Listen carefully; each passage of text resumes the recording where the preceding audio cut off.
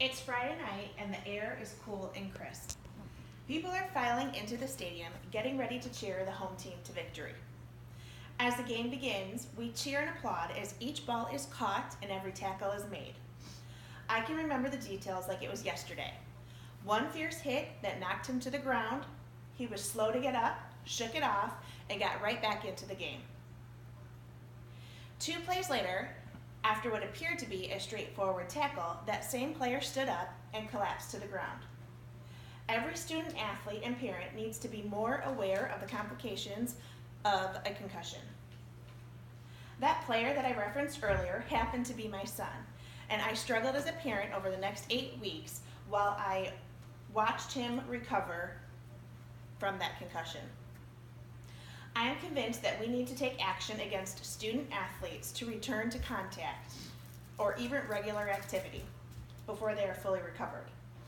Later in my speech, I will share a plan with you for how we can learn when it is safe to return. But first, let's start off by looking at a closer look at the problem. Many people believe that a concussion can only occur from a substantial blow to the head that results in a loss of consciousness. But there are more and more students suffering from concussions after several small blows.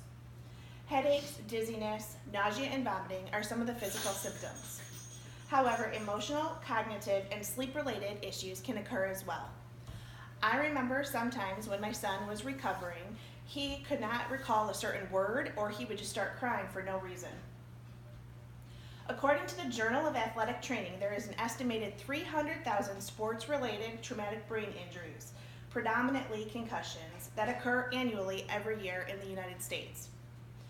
In a study that was reported by the Clinical Journal of Sports Medicine in 2004 involving 1,532 students in Wisconsin revealed that 47% of players who sustained a concussion continued to play without reporting their symptoms.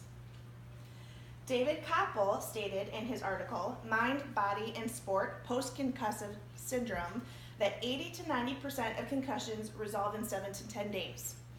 However, in the epidemiology of sports-related concussions in high school athletes, done in 2014, it was concluded that most injured players returned only after 7 days of recovery, and a few of them returned in 24 hours.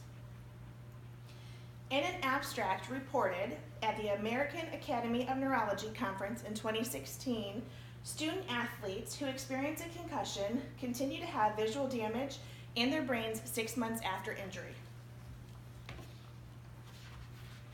This is an fMRI, and the top picture shows a healthy brain. The bottom picture shows what the brain looks like after a sports concussion.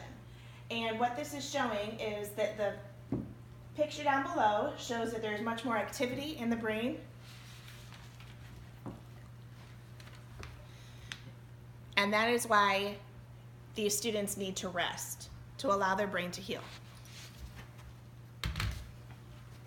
One complication of a concussion is something called second impact syndrome.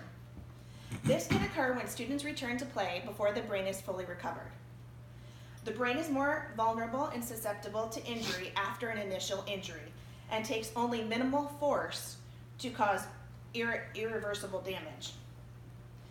In an article named Sudden Death, published by the U.S. News and World Report, it states the big problem is that sudden impact syndrome is rare and there is no organization to get the word out to family members and these student athletes. According to the data compiled by the National Center for Catastrophic Sports Injury Research, every year since 1995, at least one middle or high school player has died. In 2015, 7 athletes died in 1 year. It is time that we as parents and observers become more aware of these issues to help prevent this from happening in the future. Advances in technology and new laws that have been passed are a step forward in finding solutions to the problem, but we need to do our job as well. Many companies have developed software to help determine whether a student is ready to return. My son actually admitted to falsifying on his test to skew the data, so when he got injured later on in the year and he took the test, he would do poorly as well. There is another company that has created a microchip that can be inserted into a football helmet. This can measure the G-force of an impact, and the data can be transmitted to the trainer or the physician's phone. One concern with this method is it costs about $100 per sensor, and when it's not mandated by schools, who's going to absorb that cost? Physician and athletic trainers are constantly on the lookout for an injured player, but with dozens of players on the sideline and in the game, how can they possibly see every play? Terry Ziegler describes in his article, Second Impact Syndrome, about a law that was passed in May 2009. The state of Washington passed the Zachary-Leisted Law. This addresses concussion management in student athletes. Zachary was in the 8th grade when he suffered a head injury in a football game, and he returned to play the entire game before collapsing on the field. Zachary is now disabled, and his family has devoted their efforts to preventing these problems in the future. This law requires removal of an athlete and medical clearance from a physician before they return to play. These athletes must follow a six-step return to play progression before they are allowed back into the game. It is our job to educate and be aware of catastrophic events and help teach this to our young athletes. To a young adult that feels they are needed in a game, this is sometimes hard to understand. With our help and guidance, we can make a difference.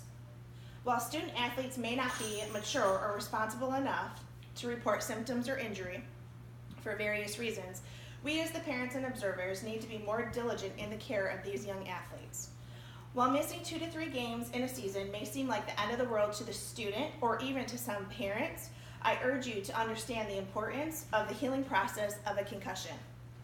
It is crucial that certain steps are followed and that we as parents help our children heal in this process. I will leave you all with a saying that is simple enough to remember, and it speaks values. When in doubt, sit them out. Yay.